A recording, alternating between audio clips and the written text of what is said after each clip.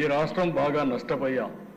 ఇప్పుడు కూడా తెలివైన వాళ్ళు ఇక్కడ ఉన్నారు, కానీ ఇక్కడ ఉండే వాళ్ళు ప్రపంచం అంతా రాణిస్తున్నారు, కానీ ఇక్కడ రాణించలేకపోతున్నారు.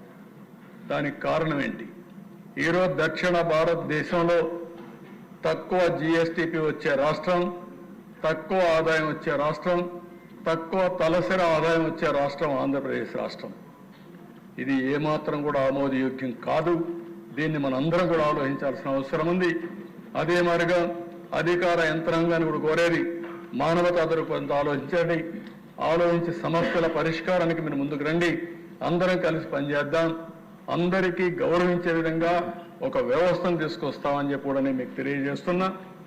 డిసెంబర్ 1 నుంచి నేను కూడా గేర్ మార్చాలనుకుంటున్నా.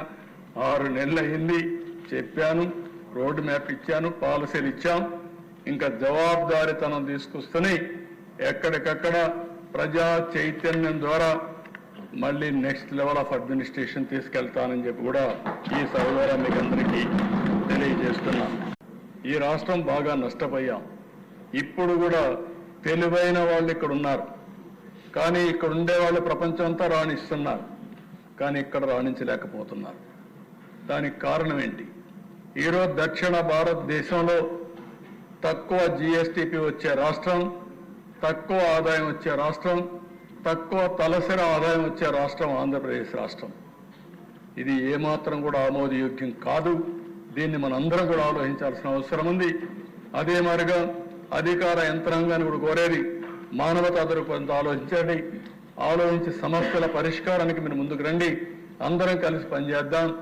అందరికీ గౌరవించే విధంగా ఒక వ్యవస్థను తీసుకొస్తామని చెప్పి కూడా నేను మీకు తెలియజేస్తున్నా. డిసెంబర్ 1 నుంచి నేను కూడా గేర్ మార్చాలనుకుంటున్నా.